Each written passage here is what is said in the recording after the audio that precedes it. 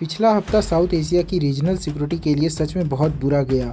शनिवार को पाकिस्तान अफगानिस्तान के बीच जो शांति वार्ता चल रही थी वो एक बॉर्डर झड़प के बाद टूट गई।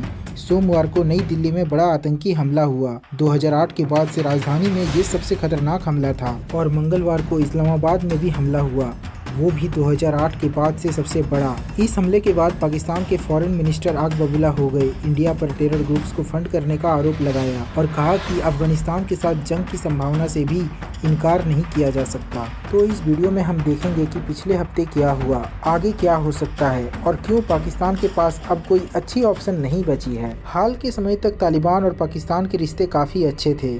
पाकिस्तान ने 80 के दशक में सोवियत यूनियन के खिलाफ तालिबानी मुजाहिदीन को सपोर्ट किया था और 1996 में जब तालिबान ने काबुल पर कब्जा किया तो पाकिस्तान, सऊदी अरब और यूएई इन 3 देशों ने उन्हें उनकी सरकार के तौर पर मान्यता दी थी।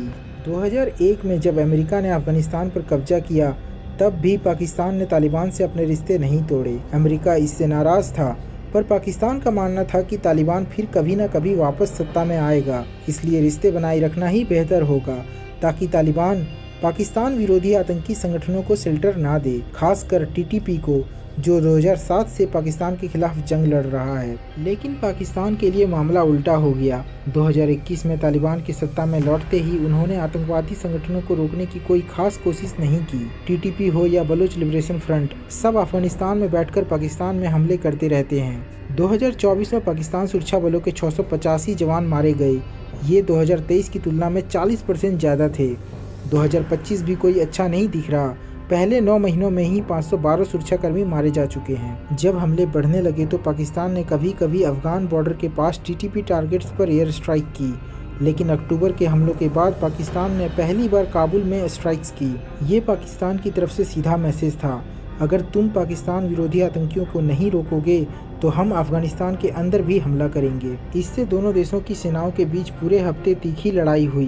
कतर और तुर्की ने बीच बचाव किया, तब जाकर एक टेम्पररी सीज फायर हुई। लेकिन जैसा कि हमने पहले भी कहा था, ये बात बनने वाली नहीं थी।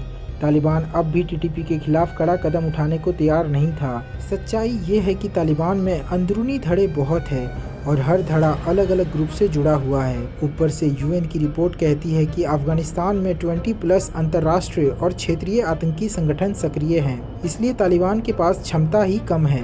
11 नवंबर को इस्लामाबाद में एक आत्मघाती हमला हुआ। टीटीपी की एक शाखा ने इसकी जिम्मेदारी ली। 12 लोग मारे गए और 30 से ज़्यादा घायल हुए। इस्लामाबाद में ऐसे हमले बहुत दुर्लभ होते हैं। 2022 के बाद ये पहला था और 2008 के बाद सबसे बड़ा। पाकिस्तान के फॉरेन मिनिस्टर ने फिर कहा कि एयर स्ट्राइक दोबारा शुरू होगी और अफगानिस्तान के साथ जंग संभव है। साथ ही उन्होंने भारत पर आरोप लगाया कि भारत अफगानिस्तान में आतंकियों को फंड करता है ताकि पाकिस्तान को अस्थिर किया जा सके, जिसे भारत ने तुरंत बेसलेस कहकर खारिज कर दिया। तथ्य क्या है ये कहना मुश्किल है, पर इतना सच है कि हाल के महीनों में भारत और तालिबान के रिश्ते थोड़े बेहतर हुए हैं। अक्टूबर में तालिबान का फॉरेन मिनिस्टर पहली बार भारत गया।